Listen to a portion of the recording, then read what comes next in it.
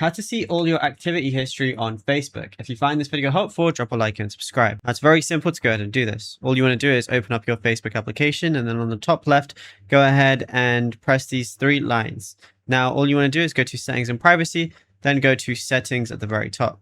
Now over here, you're going to see a lot of different things, right? But all you want to do is go ahead and scroll down, and then you're going to see activity log under your activity. Once you go ahead and click on it, go over to your Facebook activity, and then you're going to see a lot of different things. So you can go to comments and reactions, which if you want to look at your like post, go over to that, and then you can go to likes and reactions for your activity log.